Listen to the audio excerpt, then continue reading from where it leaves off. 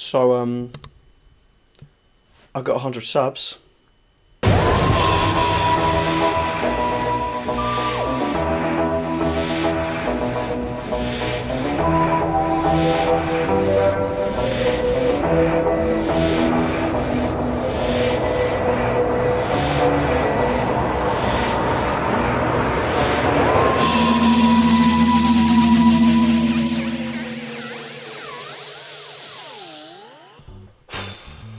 This is a really massive moment. I didn't really expect this to happen so soon when I first made this channel. For some of you that don't know, I do also co-run or kind of take part in another YouTube channel and a podcast which is all football related, and we hit 100 subs about 2 months ago, or maybe just under that. And that was a really big thing, and I had this whole plan for our 100 sub special. This one, I've had this plan longer. This plan for my 100 sub special, I've kind of had in the works, an idea in the back of my head since I started the channel. And I always kind of knew what I was going to do for my 100 sub special.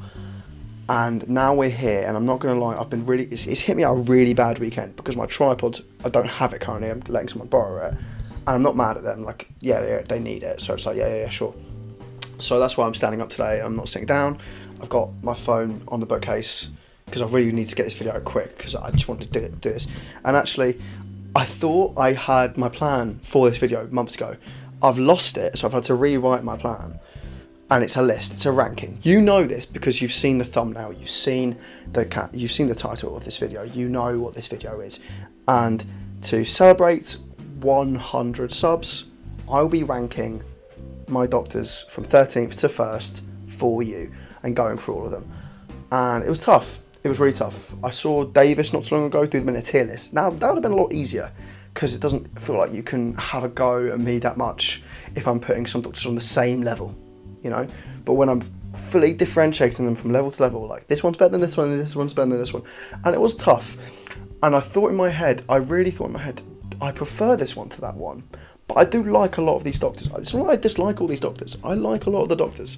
I like most doctors. It's just I can just, you know, I just feel it in my heart. I prefer one over the other.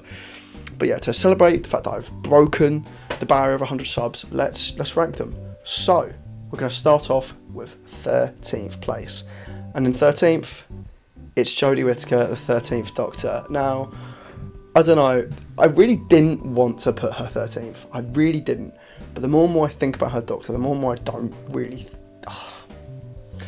It's the fact that it took me ages to warm to her as a Doctor. Like, Series 11 as a whole. Just weird, looking back on Series 11, I don't mind it as a reboot for the show, but I really don't like it for the character of the Doctor, because to me, it just didn't feel like she ever really blossomed into a character until Spyfall for me. And that was my first point where I thought, this feels like the Doctor. And even then, she's been erratic and not had moments where I've felt like she's the Doctor. In Flux, she's felt more like the Doctor as well. But still, it took me ages to warm to her as a character, and the writing surrounding her really hasn't helped. And yeah, it's not too hard. I don't want to talk too much about why I've put her here, because I just don't want to bash on her, because people have done that already. And people have done it better, and I don't want to. I'm not an NMD. I'm not my Doctor, but I'm sure I was. I'll admit that. That's something I can admit. I was a not my Doctor in 2018. I kind of got sucked into that era of the internet, and I've called my way out. But I'm just not a fan of her Doctor. I'm looking forward to see what Russell can do if he goes with a female Doctor, because it can be done. I'm confident it can be done, just not by this writing team. But yeah, I don't want to bash on her too much, because I think Jodie Whittaker's really nice, and I think if maybe it could have worked out with someone else, but it's just a shame. Hopefully maybe Big Finish do something with her. But in 12th place, I have got Peter Davison, the 5th Doctor. Now this was quite tough, because I like his era. It's very calm to me. It's like I always come back to it to kind of chill out. It's like, it doesn't really stress me out. It's just this weird homey kind of vibe that I kind of like. Stories like, I really like Black Orchid. I always come back to Black Orchid quite a lot. I was about to mention Cave Zanzani, which is literally the opposite of what I was talking about. But I don't know, just the vibe of just average story, the middling stories in this era. Like, I could just come back and watch Time Flight, I think, which is weird because it's not really that good, but I could. I don't know, it's just Doctor Who. It is just, when I think Doctor Who, I think sci-fi 80s. This is classic Doctor Who in my head. This is what I thought classic Doctor Who was before I started watching classic Doctor Who. I thought it was just like Earthshock every week with the occasional time flight. Basically, yeah. But with Davison's Doctor, I don't know, I've heard people describe him that he's very kind of erratic, he's very stressed, he never seems comfortable with his companions, which is there, and I kind of like his character. He is kind of harkening back to the first Doctor, but the issue is he takes a bit too much of the negative side of that character. But I do like that this Doctor doesn't really give up and he does kind of front up against evil. But I mean, you can say that about every other Doctor. I think I do like this Doctor. Do I prefer other Doctors to him? Yes, that is true. I prefer 11 Doctors to him, in fact. And I like him. It's just, there's ones with better stories, or if they don't have better stories, I just prefer their art or their character or their performance. Davison, I don't have anything wrong with the performance. It's purely down to like preference of others. Because I do like him. I do. And if you're a Davison lover, respect. I really like this era. I do like this era, but I prefer, other Doctors' eras, and I prefer other Doctors to him. So, in 11th place, funnily enough, it's the 11th Doctor. It is Matt Smith. Now, I've already done a video about this. I've already done a video talking about this, and I'll be honest, when I was ranking them, I thought he'd end up 12th. But then I thought about it and went, Davison's not as good as I thought, maybe. As I say that, I'm literally staring at season 19 right now, staring at Peter Davison in the face. But, yeah, Matt Smith, everything I've said has been said on this channel before, but I really like Series 5. And everything after that, I really just don't vibe with his character anymore. I don't know. Something happens off screen, like as soon as A Christmas Carol ends, and suddenly I don't like this character as much. And you can, slowly through Series 6, he gets a little bit more annoying. I can bear it. It's bearable. Series 7 starts, and suddenly I really don't like this Doctor. And yeah, and I'm looking forward to him going. And then when it was announced he was leaving, I thought, good, that was awful what I just watched. But yeah, I just wish it stayed a lot more like Series 5. Because Series 5 was a brilliant Doctor Who series, genuinely. Really fantastic. We had Series 4 and Series 5 back to back. They were both fantastic series. And then it really kind of drops the ball after that, in my opinion. But yeah, Matt Smith, 11th. I'm really sorry if you love him, but, it's my opinion. In 10th place, it's my second classic Doctor going in here, and it is William Hartnell, the first Doctor, going in at 10th place. Now, I'll be honest, he's the Doctor I've seen the least of, purely because of how much is missing, pretty much. I've seen everything available on BritBox from his first 2 seasons, and I've seen nothing of season 3, and I've seen 1 of season 4, which is obviously actually Patrick Troughton's first season, but the only story I've seen from Hartnell, obviously, is the 10th Planet. So there's like a whole season gap, that is season 3, and like the war, and I think that includes the War Machines, I'm guessing, as well. But yeah, there's just a lot I haven't seen of him, and I do like his character. I do like that he develops to kind of love his companions and love travelling and all that stuff. Like he turned, like, you see the character is an earthly child when he's about to bash in, a caveman's head in. And then you look at who he is in 10th Planet. Even though, the thing that's amazing is, even though William Hartnell is ill at the end, and it's clear to see in certain scenes, he can still perform a great moment like that point where he's staring down the Sideman in their first ever story and goes, love, pride, hate, fear, have you no emotion, sir? That's a lovely moment. That's a great Doctor moment. And I do like his Doctor. And I'm afraid I'm going to say this every single time. I do like this Doctor, but there are others I prefer. And I haven't watched all this Doctor, so that's kind of my fault. But yeah, there are others I prefer to him. I'm really sorry. In 9th place, this is a Doctor which I wanted to rank a little bit higher, purely because this Doctor has historically gotten a lot of criticism and ended up at the bottom of people's lists. And I thought, I actually kind of like him on TV. I don't mind him on TV, But I thought about it and thought about the other ones remaining, and I thought, no, I do prefer them. So 9th is, in fact, the 6th Doctor is Colin Baker. And I do really like his performance. I do really like him, and I do really like what they were trying to go for. And the issue is, a lot of his reputation is affected by the twin dilemma, which is awful. It's awful. The strangling Perry moment is probably one of the worst moments in the show's history. Yeah, the twin dilemma really doesn't do a lot for this character, but I just quite like him. I think he's got good moments, like in Vengeance of Varus. Mark of the Rhino, I don't mind him. Like, his relationship with Perry, yes, they do bicker, they do argue, but I don't mind it completely. I mean, also in Trial of a Time Lord, I think he's brilliant. I think he's brilliant throughout season 23. I think Colin Baker's fantastic in season 23.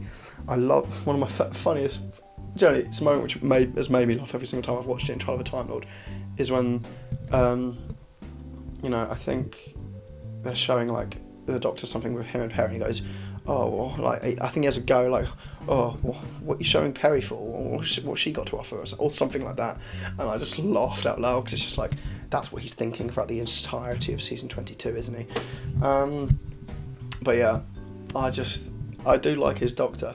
I do like his Doctor, but he's certainly brought down a little bit for some early moments, and for the fact they bicker so much, and for the fact that that is filler, and also time lash. That's another reason. He was in Time Lash.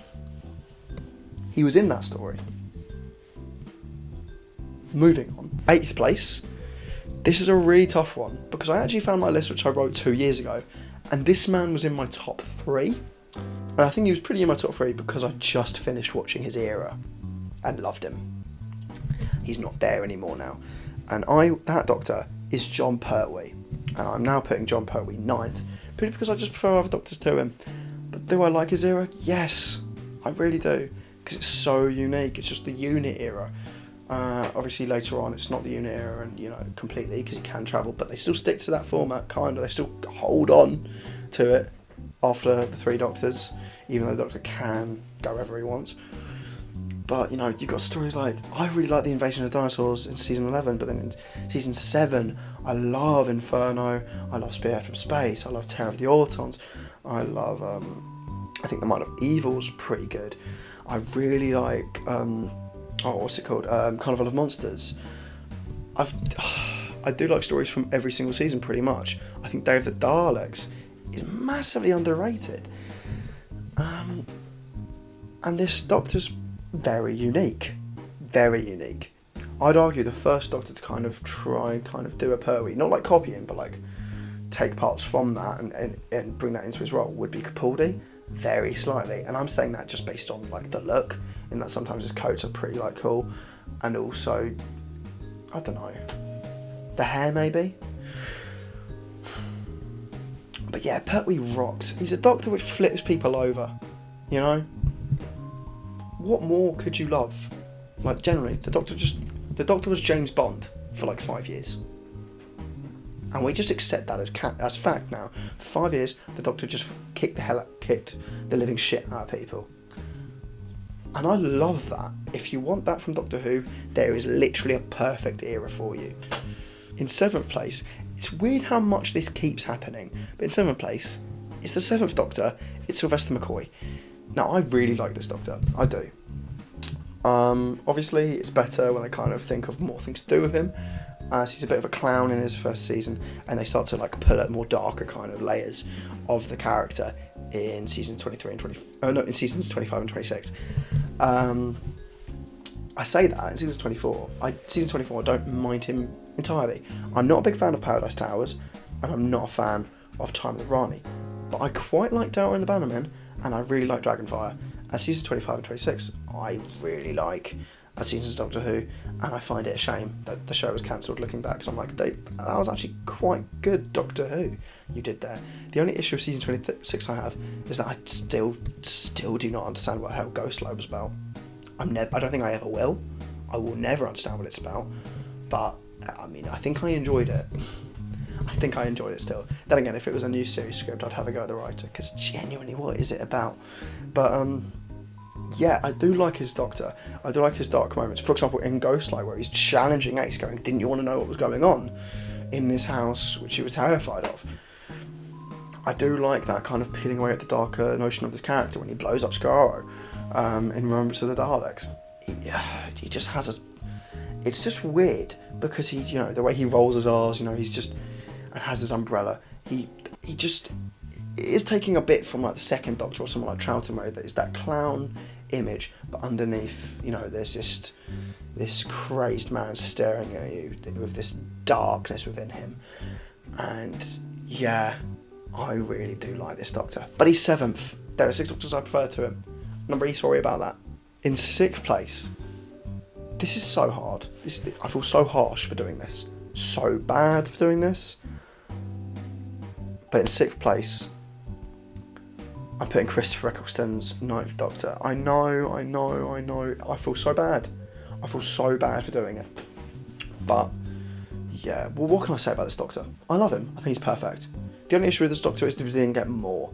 Of course, we've got Big Finish, but you know what I mean, more, you know, on screen. I say that, despite only having one series, his arc still feels roughly complete. It still feels like it wraps everything up for that Doctor. And it almost makes it feel like the regeneration was planned, which it wasn't originally. I mean, then again, they were only originally planning for one series, so I guess they kind of had an idea of how to wrap it up. But I just really like his performance. I love his Doctor. Again, he's very, very unique. Similar to Pertwee in that I can't look at another Doctor and think, wow, yeah, Eccleston really stands out. So does Pertwee. They both really stand out as Doctors. But I prefer Eccleston. Really do. Maybe it's the fact that he's Northern. Maybe it's that. I mean, I'm not Northern, but I just... Maybe that helps because he stands out a bit more, I guess. I mean, the moment in Rose where he's talking about the turn of the earth, you know, it's the little... You know, it's the transition from, you know, the PTSD of the Time War to the kind of soft, you know, cowardly moment in Parting of the Ways. He is a great Doctor. He's a phenomenal Doctor. Chris Troughton really gave us all, and it's sad to hear more and more about what went wrong in 2005, because it's really nothing to do with Chris Troughton. It's none of his fault. You know, he was right to go. You know, if he felt disrespected, and even after leaving, he was treated wrong by the BBC, and that's a massive shame. But he's a great Doctor, and you know, I really appreciate the fact that he gave us at least one season of his time, because he really gave us a performance that, you know, was just brilliant. Or, in other words, fantastic. 5th place, we're in the top 5 now, and in 5th place, I'm going to talk about the 8th Doctor, Paul McGann. Now, this heavily relies on the fact that I've listened to a lot of Big Finish, because this Doctor has only got one on-screen appearance, apart from a minisode in 2013 in Night of the Doctor. So, in the TV movie, he's actually the best thing about it. He's a brilliant Doctor in that, I think, but the actual story as a whole is kind of weird, doesn't really make too much sense. I kind of enjoy the TV movie in a kind of a harmless, admitting this is bad kind of way, in the way that I can sometimes enjoy Spider-Man 3, I guess. But yeah, Paul McGann, I really do like his performance, and I like the way his chemistry with his companions, with Charlie, specifically in Big Finish, in his early Big Finish run. That's my favourite run with him. And I just really like the gothic feel. I like the kind of, I don't know, he does a lot of screaming, especially if you listen to Sir Grace. Oh my god, I mean, that's technically not him, but, you know, oh, yeah, that's something as well. If you're trying to listen to the 8th Doctor on Big Finish, don't listen to Sir Grace as your first story. Don't do that. That's a bad idea. Watch the whole arc leading up to that, and maybe a lot of Classic Who before it. I hadn't watched too much Classic Who before it, and it really, you know, I was kind of messed up. But yeah, it's hard to talk about because I've listened to these stories ages ago. I don't know, I haven't listened to them again too much, but I just really like his Doctor. I really like Paul McGann, and the thing I love the most about him is, you know, despite only having one story, he's loved by so many, and genuinely, all I want is one full story of him. One full story. Like, he should have been in the 50th. We got him a minisode that I guess we should be grateful. But, the things I do to get this man in the 60th, he deserves it. In 4th place, again, I have no idea how I've done this, again, but it's Tom Baker. Tom Baker's fourth Doctor is in fourth place. This has happened a few times now. But in fourth place it's the fourth Doctor. Tom Baker. I mean, what hasn't been said about Tom Baker? He's one of the best Doctors ever. I mean, his performance is so iconic. People, when you say Doctor Who, people think either David Tennant or Man in Scarf. They think Tom Baker. Yeah. And he's iconic. He is the Doctor. You know, you see him, he's a great, like, I'm not going to call Tom Baker the man crazy, but he's definitely an odd man. I mean, the way he projects his voice, just that, it's so iconic, his voice. You know, oh my God, it's amazing. And the thing with Tom Baker, I'm probably going to do a video on this later in my Unpopular Opinion series, and I'll talk about it more, but this kind of will set it up. I love his Doctor. He carries his era. He's the best thing about his era, is him. But I don't really think I like too many of his stories. Like, not that I dislike a lot of them, but I think a lot of it is like fluff. Like things like Horror Fang Rock, I'm really not that hot on. And then you've got like stuff like The Invasion of Time, and I'm like, oh my God, this is not great. Turns of Weng Chiang, I was told would be quite good. I was kind of left a bit meh about it, plus the racism did not help. But yeah, like, there's a lot of stories which I'm not too big fan of, but then again, the performance is brilliant. I love his Doctor. So many iconic moments. Too little time to talk about all of them. I mean, his chemistry with Rahman is great. Even Leela is still quite good. His chemistry with K9 is good. You know, John Leeson did his best from you know, behind the camera, and his chemistry with Elizabeth Sladen is fantastic. They are such a perfect Doctor companion pairing. It's brilliant. And it's a shame they had to split each other. And his moment with Sarah, where she leaves, so little words said, but it means so much and it works so well with Tom Baker. You know, he was my parents, pretty much their Doctor growing up, and they talk about how great Tom Baker was, and I think he's a fantastic Doctor, and he is the Doctor in my favourite classic Who story. I don't think I've ever admitted this, but my favourite classic Who story is City of Death, and he's the Doctor in it. And he's fantastic in it. He's a brilliant Doctor in that. I mean, in that moment, you know, so many great moments. You know, what a marvellous butler. He's so violent. And then you've also got the moment where he says, "You're a beautiful woman," probably. You know, two just great, like, really funny Doctor moments. Yeah, fourth place. I'm sorry, but there's three which I just about prefer. In third place, this man has a really strong place in my heart. He's the Doctor I grew up with. He is what a lot of people say, this Doctor is my Doctor, but this Doctor is definitely my Doctor. It's David Tennant. It's the 10th Doctor. I grew up with this Doctor. If I saw David Tennant in the street, I think I'd probably faint. You know, I love the man that much. I think, you know, he gave me a childhood in many ways, and I appreciate him for that. And he's a fantastic Doctor.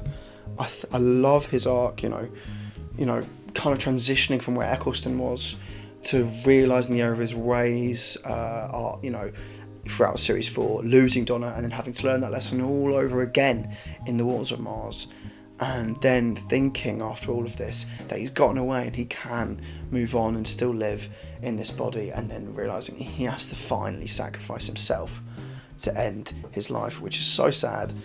And it's perfect, and it closes his era very well. And, you know, it takes place in multiple stories which I think are fantastic and proper classics of Doctor Who, such as, you know, Human Nature, Family of Blood, a story which he isn't really the Doctor in, funnily enough.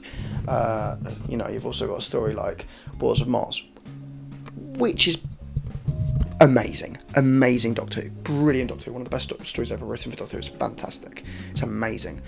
I'd argue it's near enough perfection. The moment where he turns around and you hear the music from Turn Left, and you hear like the voices from him throughout the series, throughout series 2 to now, like, oh, Time Lords, oh no, well, the Time Lords kept control of everything, I'm the last of the Time Lords, all that stuff. That is such chills. It's an amazing Doctor moment. I mean, not really when you think about what happens after that, but like, it's an amazing moment for his arc and his Doctor, and he's my Doctor.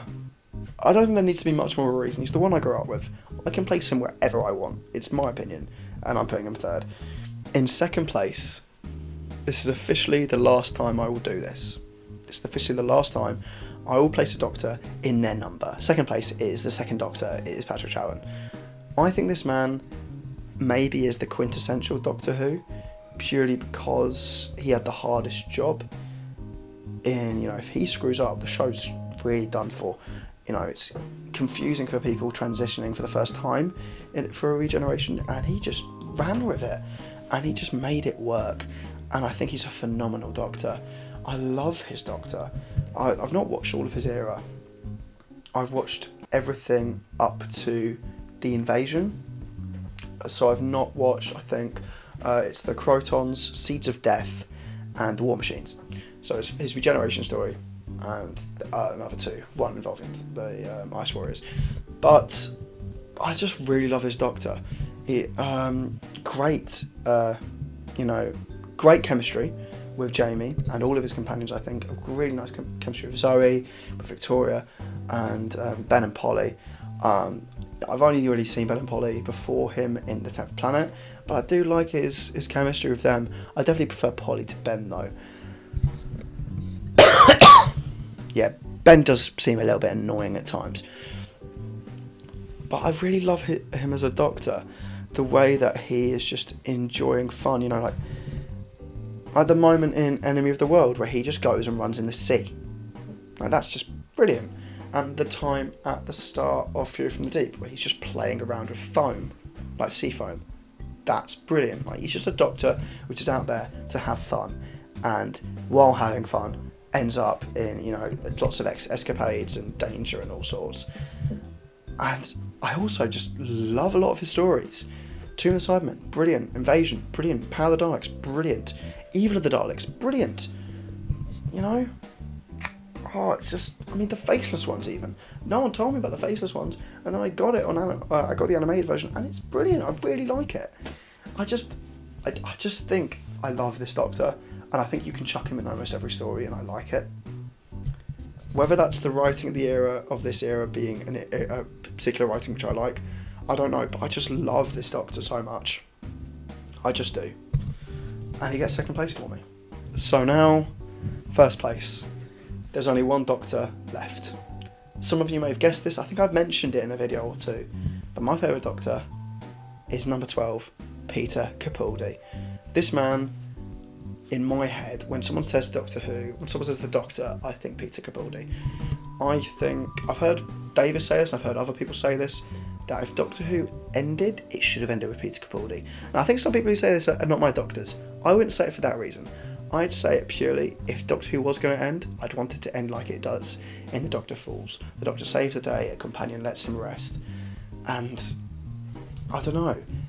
Davis has said he settles a lot of beefs, and it feels like that. This is a Doctor who feels mature and grown up, and someone who has learned from all the experiences of 12 regenerations.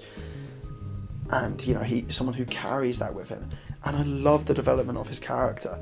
You go from Series 8, him questioning himself, him questioning whether or not he is a good man. And then you've got Series 9, him just kind of struggling with realising, who he is and his self-worth, and,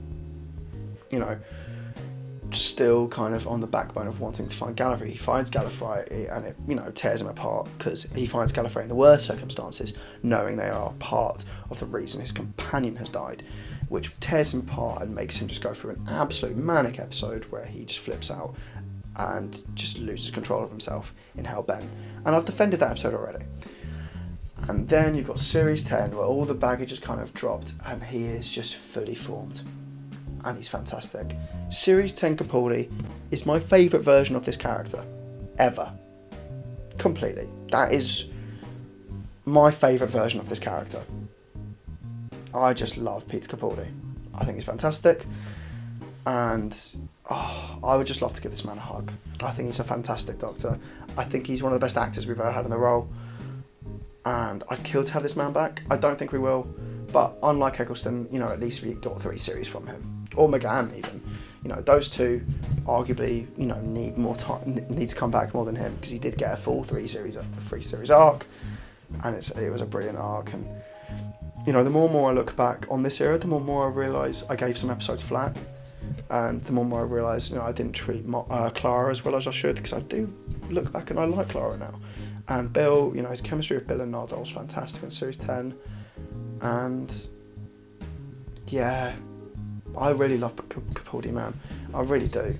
He's a fantastic Doctor, and he's my favourite. So that is it. That is my 100 sub special done.